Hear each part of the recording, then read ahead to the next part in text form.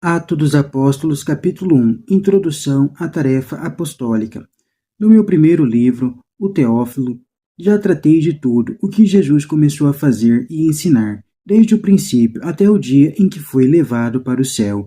Antes disso, ele deu instruções aos apóstolos que escolhera, movido pelo Espírito Santo. Foi aos apóstolos que Jesus, com numerosas provas, se mostrou vivo depois de sua paixão. Durante 40 dias, apareceu a eles e falou-lhes do reino de Deus. Estando com os apóstolos numa refeição, Jesus deu-lhes esta ordem: não se afastem de Jerusalém, esperem que se realize a promessa do Pai, da qual vocês ouvirão falar. João batizou com água, vocês, porém, dentro de poucos dias serão batizados com o Espírito Santo. Então, os que estavam reunidos perguntaram a Jesus: Senhor, é agora que vais restaurar o reino para Israel? Jesus respondeu: não cabe a vocês saber os tempos e as datas que o Pai reservou à sua própria autoridade, mas o Espírito Santo descerá sobre vocês e dele receberão força para serem as minhas testemunhas em Jerusalém, em toda a Judéia e Samaria e até os extremos da terra. Depois de dizer isso, Jesus foi levado ao céu à vista deles, e quando uma nuvem o cobriu, eles não puderam vê-lo mais. Os apóstolos continuavam a olhar para o céu, enquanto Jesus ia embora. Mas, de repente, 2 homens vestidos de branco apareceram a eles e disseram: Homens da Galileia, por que vocês estão aí parados, olhando para o céu? Esse Jesus que foi tirado de vocês e levado para o céu, virá do mesmo modo com quem vocês ouvirão partir para o céu. A Igreja de Jerusalém. A primeira comunidade, os apóstolos voltaram para Jerusalém, pois se encontravam no chamado Monte das Oliveiras, não muito longe de Jerusalém. Uma caminhada de sábado. Entraram na cidade e subiram para a sala de cima, onde costumavam hospedar-se. Aí estavam Pedro, João, Tiago e André, Filipe e Tomé, Bartolomeu e Mateus, Tiago, filho de Alfeu, Simão, Zelote e Judas, filho de Tiago. Todos eles tinham os mesmos sentimentos e eram assíduos na oração, junto com algumas mulheres, entre as quais Maria, mãe de Jesus, e com os irmãos de Jesus, conhecer o Evangelho para dar testemunho dele. Nesses dias, aí estava reunido um grupo de mais ou menos 120 pessoas. Pedro levantou-se no meio dos irmãos e falou: Irmãos, era preciso que se cumprisse aquilo que o Espírito Santo, por meio de Davi, tinha anunciado na Escritura a respeito de Judas, que se tornou o guia daqueles que prenderam Jesus. Judas era um do nosso grupo e participava do nosso serviço.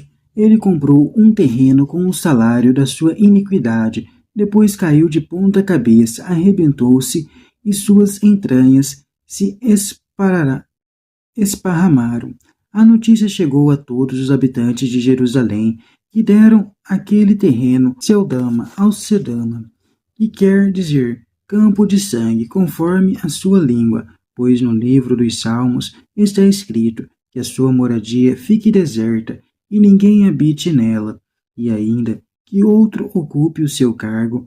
Há outros homens que nos acompanharam durante todo o tempo em que o Senhor vivia no meio de nós, desde o batismo de João até o dia em que foi levado ao céu. Agora é preciso que um deles se junte a nós para testemunhar a ressurreição.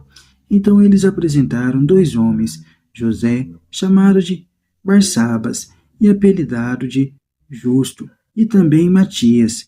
Em seguida fizeram esta oração: Senhor, tu conheces o coração de todos, mostra-nos qual destes 2 tu escolheste para ocupar no serviço do apóstolo o lugar que Judas abandonou para seguir o seu destino.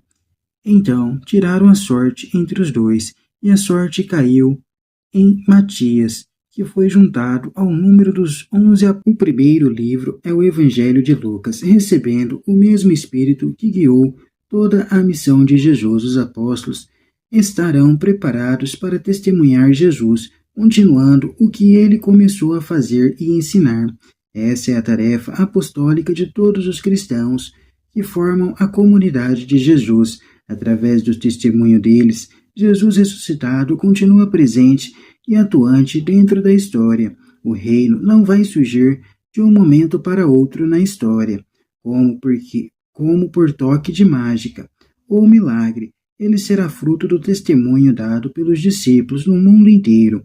E só o Pai sabe o momento em que a história da humanidade estará completamente madura, para então se manifestar a plenitude do reino.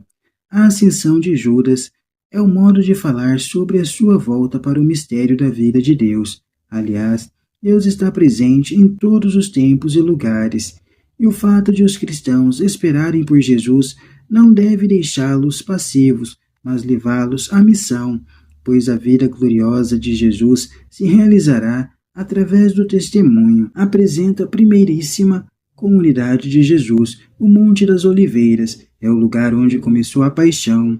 E na sala de cima, Jesus havia celebrado a última ceia. A comunidade cristã sempre tem como fonte o ato supremo em que Jesus deu a sua própria vida para confirmar o testemunho dado. A presença da Mãe de Jesus mostra que a igreja está em gestação, a partir da primeira comunidade, onde todos têm os mesmos sentimentos e buscam continuamente o sentido da sua missão.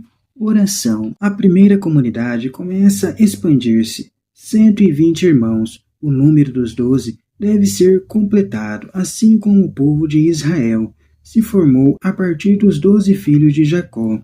O novo povo de Deus forma-se a partir dos 12 apóstolos. A testemunha de Jesus é aquela que conhece o que ele fez e ensinou, desde o seu batismo até a sua morte e ressurreição. O versículo 22 mostra o conteúdo da catequese primitiva, o qual formou depois a estrutura dos evangelhos. Por isso, é preciso conhecer os evangelhos para dar testemunho de Jesus.